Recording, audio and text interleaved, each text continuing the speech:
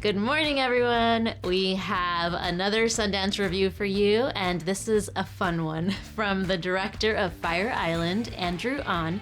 He brings you a new instant rom-com classic, The Wedding Banquet, featuring an incredible ensemble. Ryan, please tell the people a little bit about this movie. Sure. So as you mentioned before, this is a rom-com, and if you know us, you know we're a sucker for a great rom-com, and this is a really wonderful one. This is a reinterpretation of an Ang Lee film from 1993 of the same name. The story follows two gay couples, Chris and Min, and Angela and Lee. Min needs to acquire a green card, and an arrangement is made. Since his boyfriend is not ready to commit, he proposes a plan to marry Angela. All is good, except Min's traditional grandmother makes a surprise visit, encouraging a traditional Korean wedding. It's pretty fun. Yes, this movie is a blast. It's such a breezy watch, too. You're just having so much fun throughout, and there's so much heart, too, on top of that. Practically, it's everything you'd want in a good rom-com. It covers the rom, and it covers the com.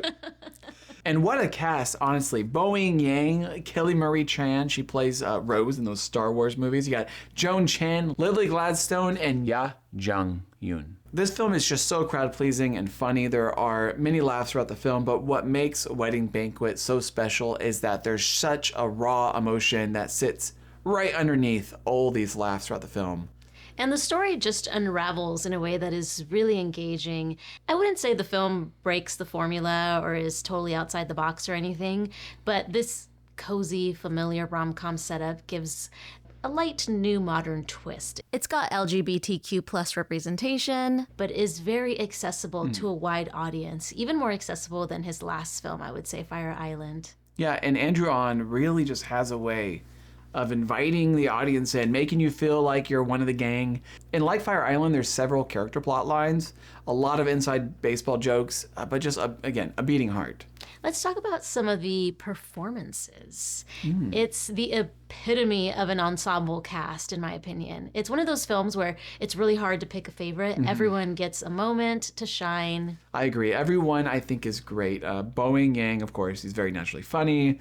Lily Gladstone, personally, I do think she's great here. I don't think she necessarily adds the comedy in any significant way, but she's become such the queen of saying so much with just an expression.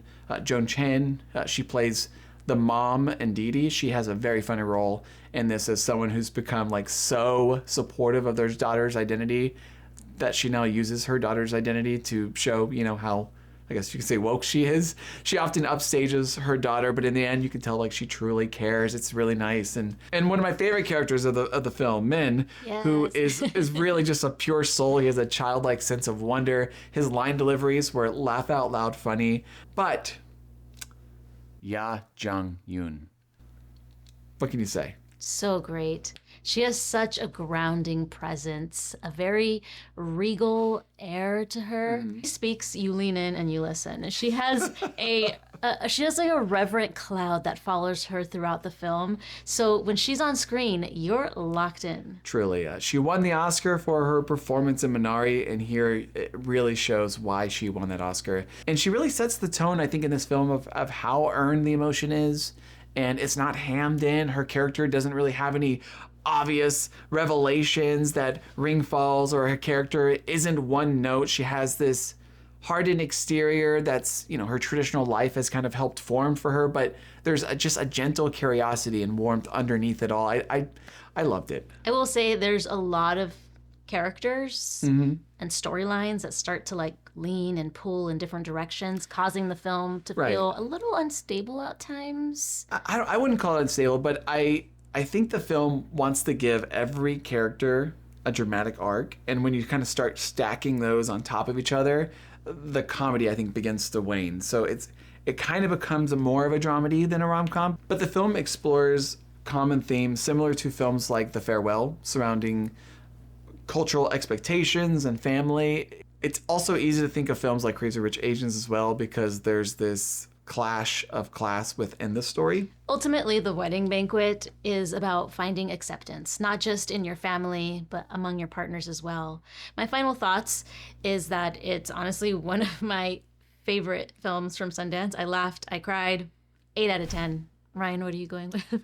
You know, this movie was making me cry so much. I was bordering on a 9 there for a second. But ultimately, I'm going to go with a very, very strong 8 as well. I feel we should have a pantheon of worthy modern rom-coms because, man, really good ones, I feel like they're hard to come by. But, you know, last year we had My Old Ass. That entered the pantheon. This year, Wedding Banquet. Come on in the club, baby. I enjoyed it. Agreed.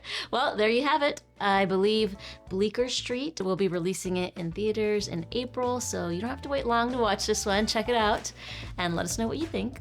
Other than that, we'll have more Sundance reviews, if you can believe it or not. We have more on the way, so hit that subscribe button for more reviews.